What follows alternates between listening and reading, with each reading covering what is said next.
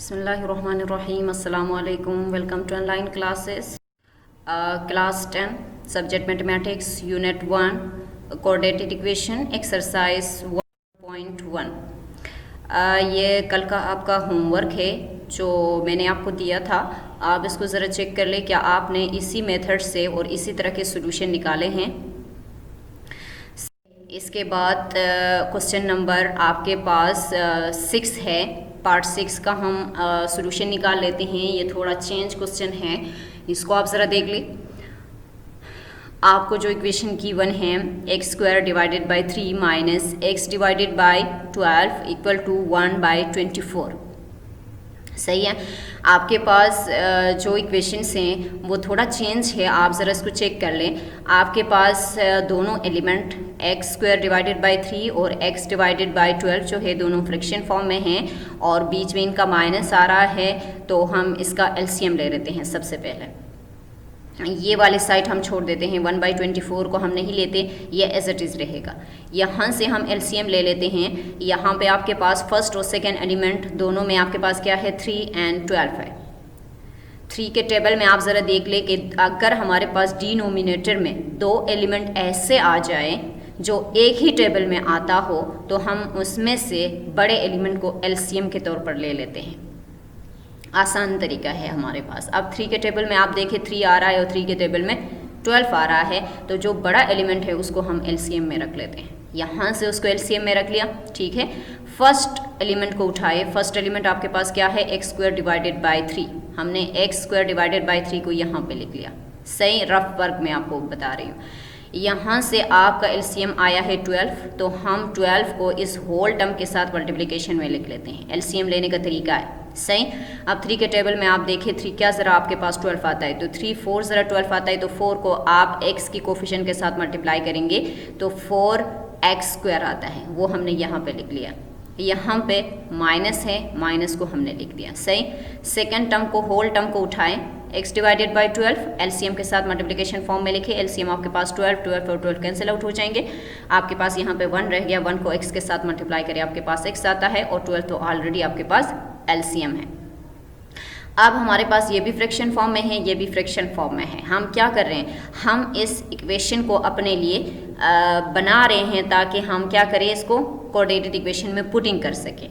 ठीक है ना. कोऑर्डिनेटेड इक्वेशन हम कर रहे हैं ना, उसके अकॉर्डिंग हम इसको कर लेंगे. अब यहाँ से बीच में इक्वलिटी हो, दोनों एलिमेंट फ्रैक्शन फॉर्म में हो, तो सबसे आसान तरीका ये है कि हम उसकी क्रॉस मल्टीप्लिकेशन करें. बाय क्रॉस मल्टीप्लिकेशन यहाँ से 12 को इस होल टर्म के साथ देखेंगे बाय क्रॉस मल्टीप्लिकेशन में. सही. और 12 को 1 के साथ यहाँ पे मल्टीप्लाई करेंगे. सही. अब 24 को 4 के साथ मल्टीप्लाई करेंगे, 96 आ जाएगा. x² अपने जगह पे प्लस माइनस माइनस 24x. यहाँ से 12 1 ज़रा आपके पास 12 आता है. अब हमें एक साइड को 0 बनाना है, तो हमारे पास लेफ्ट हैंड साइड पे जो आपके पास 12 है, इस 12 को हम बोथ साइड पे क्या करेंगे, माइनस करेंगे. यहाँ से बोथ साइड पे हमने माइनस किया. एक प्लस में है, एक माइनस में है. एक एलिमेंट प्लस में हो, दूसरा एलिमेंट माइनस में हो, वो कैंसिल आउट हो जाते हैं. कैंसिल आउट हो गए. सही.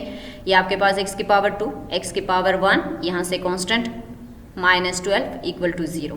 अब 3 एलिमेंट हमारे पास आ गए हैं. इसमें से हम देखते हैं क्या इन तीनों में से कोई एलिमेंट ऐसा है जो हम इसको निकाल सके कॉमन के तौर पर. सही. तो हम यहाँ से क्या कर रहे हैं, 12 को निकाल रहे हैं. 12 के टेबल में 12 आता है, 12 के टेबल में 24 आता है, 12 के टेबल में 96 आता है. तो हम 12 को कॉमन ले लेते हैं. सही. यहाँ से 12 को कॉमन ले लिया. 12 8 ज़रा 96 आता है, 12 2 ज़रा 24 आता है, 12 1 ज़रा 12 आता है. यहाँ से 0. अब ये देखिए ये आपके पास जनरल फॉर्म में आ गए हैं, x² plus bx plus c equal to 0. सही. लेकिन हमारे पास जनरल फॉर्म में जो फार्मूला है उसके साथ कहीं पे भी इस तरह के एलिमेंट नहीं हैं जो यहाँ पे मौजूद है. मल्टीप्लिकेशन में कोई और एलिमेंट नहीं है, ये तो उसके कोफिशिएंट मौजूद होता है ax². सही. तो आप 8 को a कंसीडर करें तो x² plus bx plus c equal to 0 general form में आ गया है. लेकिन हमारे पास ये 12 एक्स्ट्रा है जो इस होल टर्म के साथ मल्टीप्लिकेशन में है, तो हम बोथ साइड पे उसको डिवाइड करेंगे. ख़त्म करने के लिए हम ये कर रहे हैं. ठीक है. तो बोथ साइड पे आप उसको डिवाइड करें. यहाँ से कैंसिल आउट हो जाएंगे. जिस एलिमेंट का न्यूमिनेटर 0 हो, होल टर्म इक्वल टू 0 हो जाता है. तो यहाँ से ये हमारे पास 0 हो गई. अब ये हमारे पास जनरल फॉर्म में आ गया है. अब हम इसके क्या करेंगे, कंपेयर करेंगे. Compare the given equation with the general coordinated equation x² plus bx plus c equal to 0. देखें ये इस फॉर्म में आया है। मैं आपको बता चुकी हूँ प्लस माइनस में फ़र्क आ सकता है, लेकिन फॉर्म ये वाला हो, फॉर्म जनरल फॉर्म की तरह हो। तो ये जनरल फॉर्म है ना, तो हम यहाँ से a ले रहे हैं 8, b ले रहे हैं -2 साइन के साथ, जब साइन माइनस हो तो हम इग्नोर नहीं करेंगे, c ले रहे हैं -1। अब हम क्या करें, नाउ बाय यूजिंग कोडेटिक फार्मूला। अब यहाँ से आप कोडेटिक फार्मूला यूज़ करें। कोडेटिक फार्मूला आपके पास क्या है, x = -b + √b² - 4ac divided by 2a। अब जो एलिमेंट हम यहाँ पे a, b और c के हमने निकाला है उसको हम इस फार्मूले में पुटिंग कर लेंगे। सही, फार्मूले का माइनस अपने जगह पे, यहाँ से b की वैल्यू है -2, वो हम ब्रैकेट में लिखेंगे, प्लस माइनस यहाँ से b की वैल्यू -2, इसके ऊपर स्क्वायर फार्मूले का है, -4 अपने जगह पे, a की वैल्यू क्या है 8 है, c की वैल्यू क्या है -1 है। सही, और यहाँ से 2, a की वैल्यू 8 है, वो हम यहाँ पे लगा चुके हैं। सही है। अब यहाँ से माइनस माइनस आपके पास आ रहे हैं प्लस, प्लस माइनस अपने जगह पे।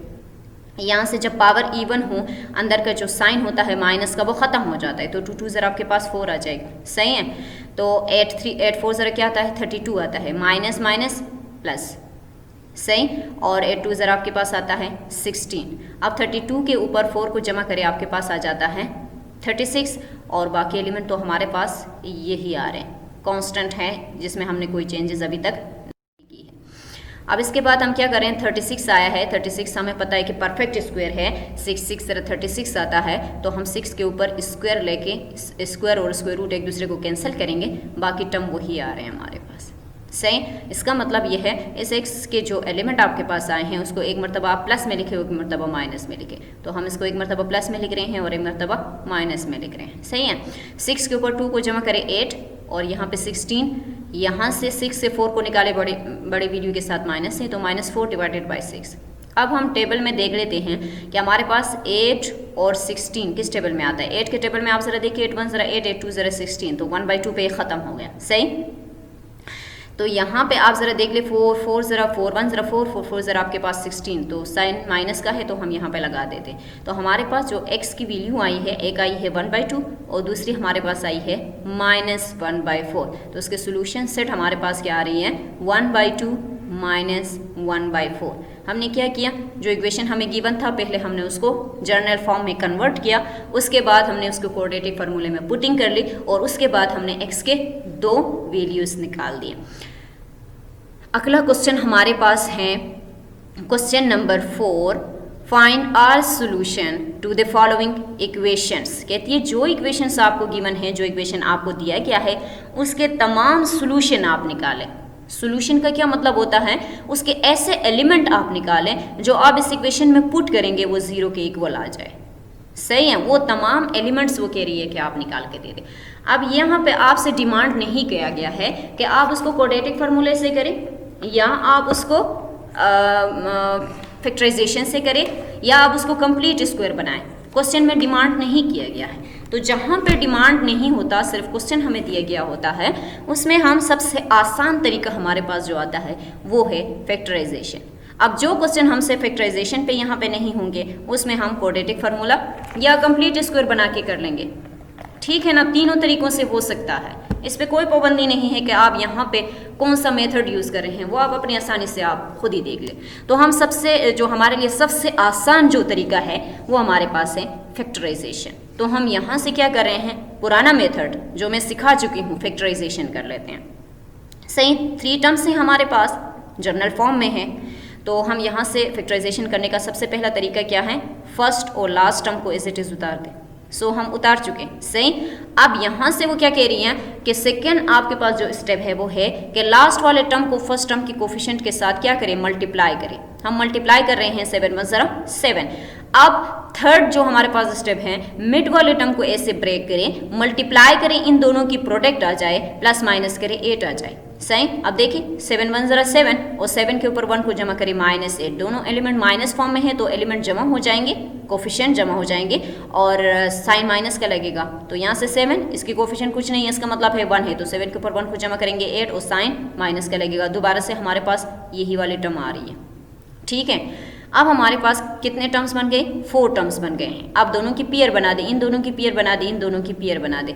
यहाँ से टी और टी दोनों में कॉमन है, लेकिन हमने क्या कहा था कि लीस्ट पावर वाले को उठाना है, तो यहाँ से लीस्ट पावर वाले को पिक करें, यहाँ पे रखें, यहाँ से एक टी आपके पास रह गया, यहाँ से आपके पास -7, सही है। अब इन दोनों में कोई चीज़ कॉमन नहीं है, तो 1 जो है वो क्या है, with respect to multiplication identity element है, तो इसका मतलब है 1 दोनों में कॉमन है, तो हम माइनस साइन के साथ उसको बाहर निकाल देते हैं। लेकिन जहाँ ब्रैकेट के बाहर माइनस होता है वहाँ पे अंदर का साइन चेंज हो जाता है, तो यहाँ पे जो प्लस था वो माइनस में कन्वर्ट हो गया, ठीक है।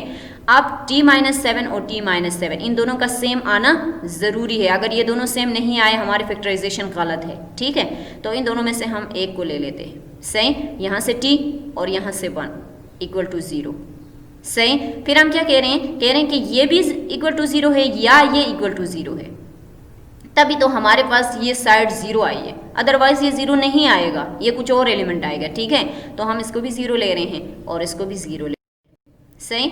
अब यहाँ से -7 था, t-7, तो एडिंग करें बोथ साइड पे, यहाँ से क्या है -1 था, तो बोथ साइड पे 1 को ऐड करें, सही।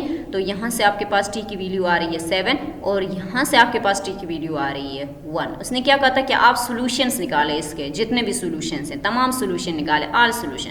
तो हमने t की 2 एलिमेंट्स निकाली हैं, 2 वैल्यूज़ निकाली हैं। हमने कहा है कि t के सिर्फ 2 एलिमेंट ऐसे हैं जो हम इस इक्वेशन में पुट करें, हमारे पास ये होल जो इक्वेशन है वो आपके पास 0 के इक्वल आ जाता है। और वो एलिमेंट कौन से हैं, एक हमारे पास 7 है और दूसरा हमारे पास 1 है। तो जो 2 एलिमेंट आए हैं वो उसके रूट कहलाते हैं या उसके सोल्यूशन कहलाते हैं, और वो उसके सोल्यूशन सेट में जब हम लिखते हैं तो ये उसके सोल्यूशन सेट कहलाते हैं। Therefore solution set 7 and 1। इसी तरह इसके सेकंड पार्ट है 72 + 6x = x²। अब देखिए ये जनरल फॉर्म में नहीं है हमारे पास। सबसे पहले हम जो इक्वेशन हमें गिवन होगा उसको हम जनरल फॉर्म में लेकर आएंगे, सही। उसके बाद हम उसकी फैक्टराइजेशन करें या क्वाड्रेटिक फार्मूले में पुटिंग करें या उससे परफेक्ट स्क्वायर बनाएं। तो हम जब तक इसको जनरल फॉर्म में लेकर नहीं आएंगे उस वक्त तक हम उसको सॉल्व नहीं कर सकते।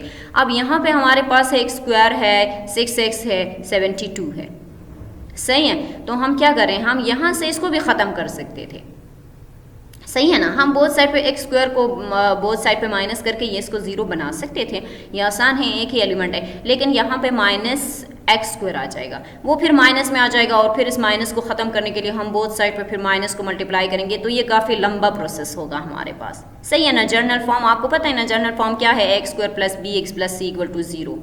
तो ax² है, उसके साथ माइनस नहीं है, तो यहाँ से फिर हम माइनस को भी ख़त्म कर लेंगे और माइनस को ख़त्म करने के लिए फिर हमें एक और प्रोसेस करना होगा जो लेंथी हो रहा है। तो इसको लेंथी करने के बजाय हम क्या करें, हम आसान रास्ते पे जाते हैं। सबसे पहले 6x को या 72 दोनों में से किसी एक को ख़त्म करना चाहते हैं, सही। आपके जहन में ये आया होगा कि ये तो एक ही एलिमेंट है, इसको हम इस साइड पे शिफ्ट करके बाद को ख़त्म करें।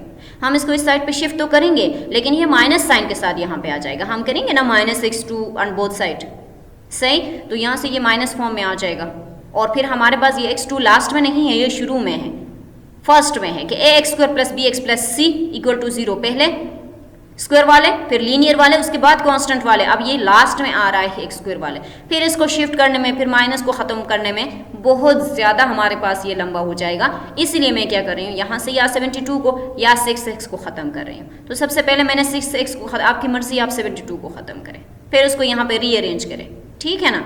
हम इसको शुरू से अरेंज फॉर्म में रखने के लिए सबसे पहले मैंने इसको लिया, क्योंकि लीनियर के बाद, क्वाड्रेटिक के बाद जो हमारे पास 2 है उसके बाद लीनियर आता है, तो इसलिए मैंने इसको पहले किया। उसके बाद हमने कांस्टेंट को रखना है, जनरल फॉर्म को जहन में रखते हुए मैंने इसको किया है, ठीक है। आपकी मर्जी, आप पहले 72 को करें, लास्ट में उसको जाके अरेंज करें। यहाँ से 6 को बोथ साइड पे आप माइनस करें, सही। यहाँ से प्लस, यहाँ से माइनस, एक दूसरे को कैंसिल कर देते हैं। यहाँ पे 72 रह गया, देखें x² + bx तो हमारे पास बन गया है, जनरल फॉर्म में आ रहा है, ठीक है। अब ये लास्ट जो हमारे पास है कांस्टेंट है, प्लस फॉर्म में है, इसको माइनस फॉर्म में कर दे बोथ साइड पे। तो यहाँ से बोथ साइड पे करें, ये प्लस माइनस एक दूसरे को कैंसिल, यहाँ से ये इस फॉर्म में आ गया, सही। यहाँ से आपके पास 0।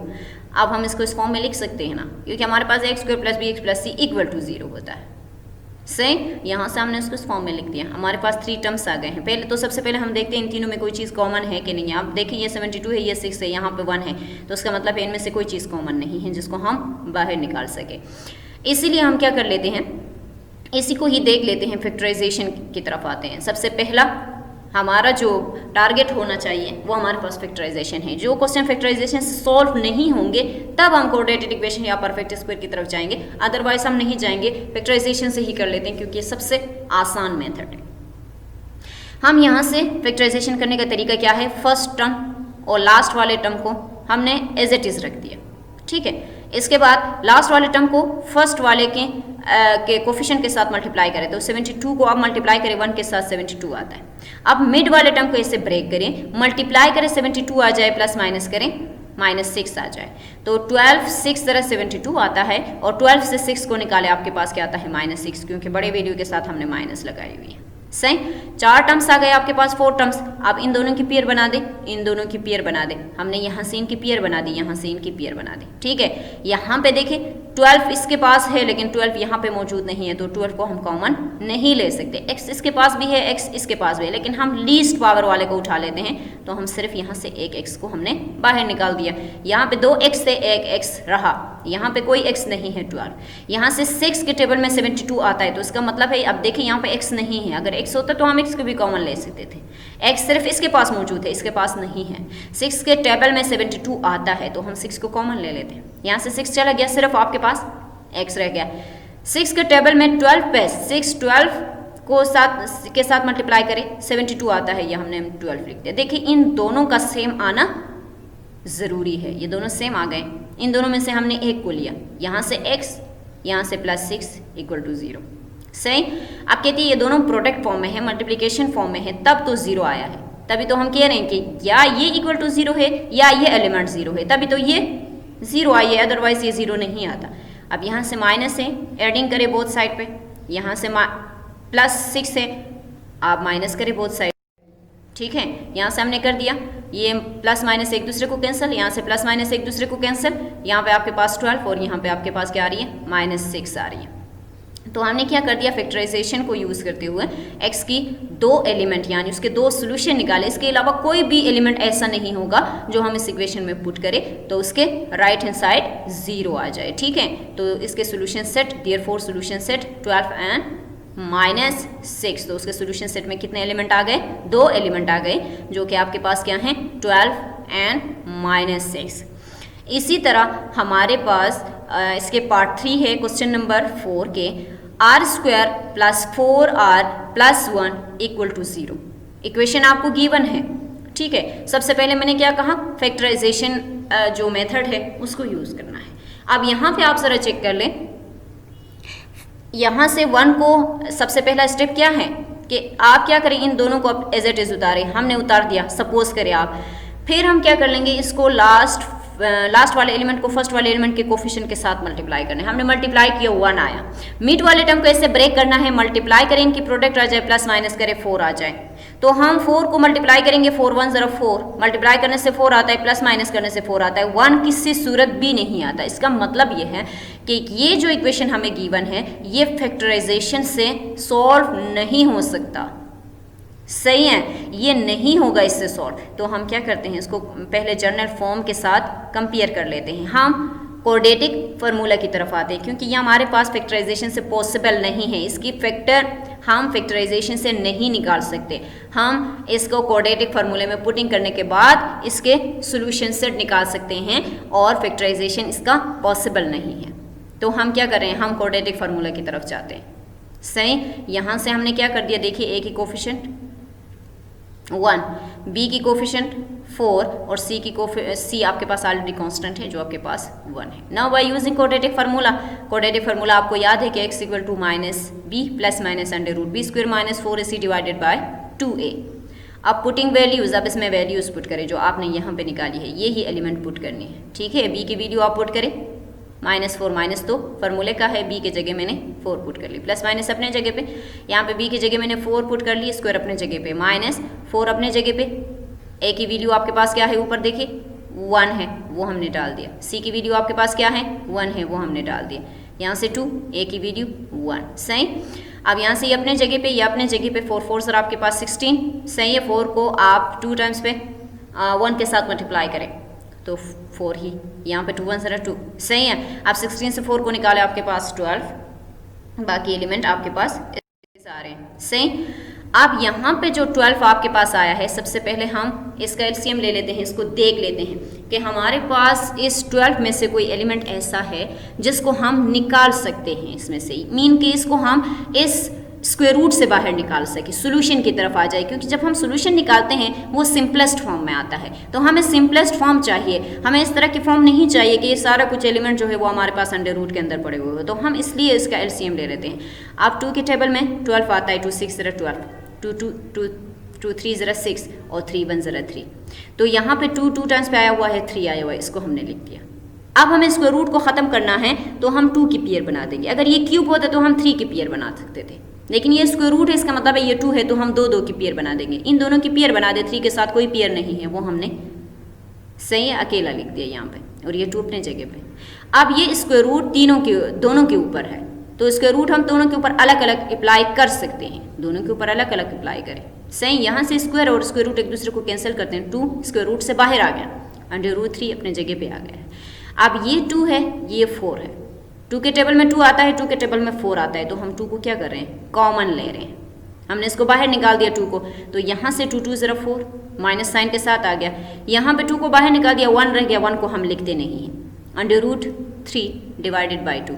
अब ये मल्टीप्लिकेशन में है, ये डिवीजन में है, ये होल टर्म के साथ मल्टीप्लिकेशन में है और ये डिवीजन में है, इन दोनों की ये दोनों क्या हो जाएंगे, कैंसिल आउट हो जाएंगे, ठीक है, कैंसिल आउट करें, तो यहाँ से -2 प्लस माइनस अंडर रूट 3, इसका मतलब ये है कि इस एलिमेंट को एक मरतबा प्लस में लिखे, एक मरतबा माइनस में लिखे, तो -2 को एक मरतबा प्लस अंडर रूट के साथ, -2 को एक मरतबा माइनस अंडर रूट के साथ, तो इसके सोल्यूशन सेट जो हमारे पास आ रहे हैं वो क्या आ रही है, -2 प्लस अंडर रूट और -2 माइनस अंडर रूट आ रहे हैं, सही। इसके बाद ये क्वेश्चन जो है ये क्वेश्चन नंबर 4 के 4 पार्ट है आपके पास, और क्वेश्चन नंबर 4 के आखिरी पार्ट है, लास्ट पार्ट, तो ये आपके होमवर्क में जाएगा। क्वेश्चन आपको गिवन है, इसको आप क्या करें, आप देखें, सबसे पहले फैक्टराइजेशन की तरफ आ जाए, अगर फैक्टराइजेशन से नहीं होता तो क्वाड्रेटिक फार्मूले में पुटिंग करके इसको सॉल्व करें और उसके सोल्यूशन निकालने हैं, ये आपका होमवर्क